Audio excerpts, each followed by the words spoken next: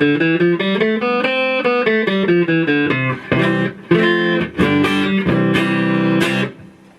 this lesson, we're going to talk about what a pick is and how to use it. Here's a little collection of guitar picks I have. The pick, more formally known as the plectrum, is any small object. It's held by a guitarist and used to strike the strings in order to create sound. Most of them are teardrop shaped or triangular shaped, about an inch long, about 1 millimeter thick, and are made of plastic. I've seen picks made of metal and stone.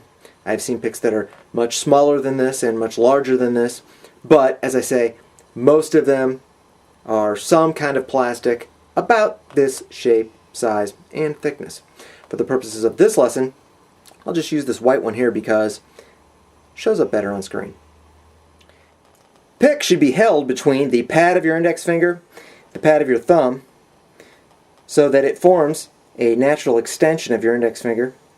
See the tip poking out there? You want to choke up on the pick enough so that it comes out a little bit, not too much, because then you don't have a firm grip on it. It'll flop around, fall right out of your fingers. You don't want to choke up too much because then there's not enough exposed to strike the strings. You'll just hit your fingernail or your finger. You want to have just enough of it exposed so that it forms that natural extension, so that the tip comes out there, and that you've got a loose, light, but firm grip on it. Don't hold it too tight, otherwise your fingers and your hand will get all tense and it'll be difficult to strike the strings with it like you're supposed to.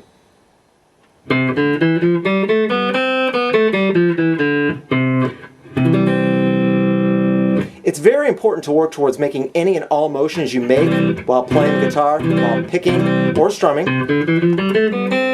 as smooth and efficient as possible. Of course, picking is included in this. You want to do this by focusing on proper body mechanics. Start with good posture, but remember that that translates all the way down your arm, your forearm, your elbow, to your wrist, and your hand, and your fingers, so that you've got a loose and relaxed approach to this. You want to have just enough pressure, you want to use just enough pressure to make the sound necessary. Those fine motor skills of picking individual strings or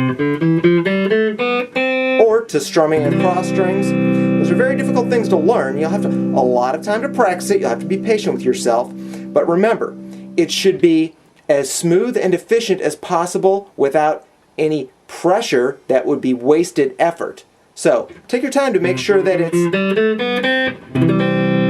smooth and efficient. Remember that when you are striking the strings, either individually or in a group of them as playing a chord, that you strike the strings very lightly and evenly. Don't dig in too far. Don't put the pick too far into the string, because that's only going to make it harder to get to the next note or next string. You'll get caught in there. And also, it can cause the string to vibrate too much unnecessarily, make the pitch sharp, or cause too much of an uneven sound from note to note. So you want to lightly graze over the string in either direction.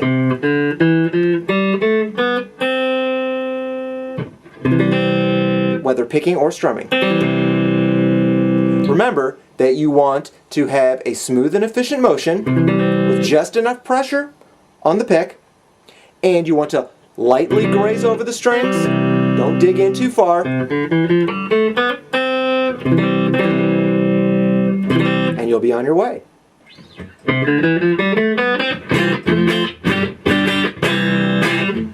All of this stuff can take a long time to learn, so be patient with yourself and your pick. We'll see you in future lessons.